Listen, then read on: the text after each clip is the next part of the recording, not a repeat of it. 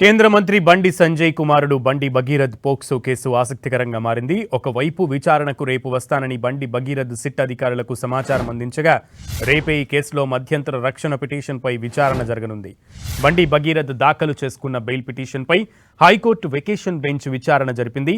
ఆసక్తికర వాదనల తర్వాత ముందస్తు బెయిల్ పిటిషన్పై విచారణను వారానికి వాయిదా వేసింది. అయితే ముందస్తు బెయిల్పై విచారణ జరిగేలోగా అరెస్టు జరగకుండా ఉండేందుకు భగీరథ్ కోర్టును కోరారు. మధ్యంతర రక్షణ కల్పించాలన్నారు. దీనిపై విచారణను రేపటికి వాయిదా వేసింది కోర్టు.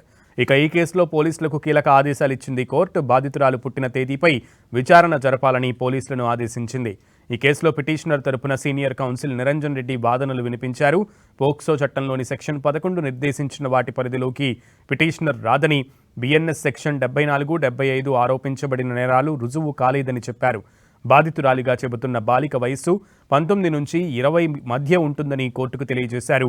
బాలిక తల్లి తప్పుడు రికార్డ్స్ సృష్టించి వయసు తగ్గించి కఠినమైన పోక్సో చట్టం కింద కేసు నమోదు చేయించారని తన వాదనలో తెలిపారు. 8 నెలల కింద జరిగిన సంఘటనపై ఇప్పుడు ఫిర్యాదు చేయడంలో దురుద్దేశం ఉందన్నారు.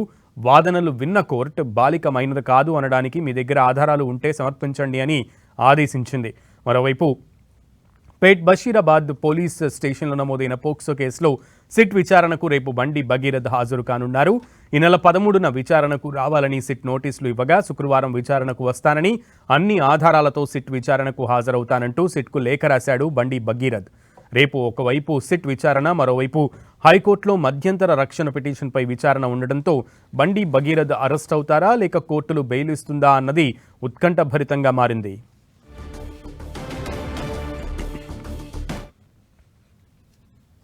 పోక్సో యాక్ట్ ఉందో అది వర్తించదు. సో డెఫినెట్గా దానికి తగ్గ సాక్ష్యాధారాలు, మెటీరియల్స్ మన దగ్గర ఉన్నాయి. అది ఏదైతే అక్యూజ్డ్ ఉన్నాడో తను ఇన్వెస్టిగేషన్కి పూర్తిగా సహకరిస్తూ ఆ మెటీరియల్ని పోలీస్ వారికి సబ్మిట్ చేయడానికి తను రెడీగా ఉన్నాడు.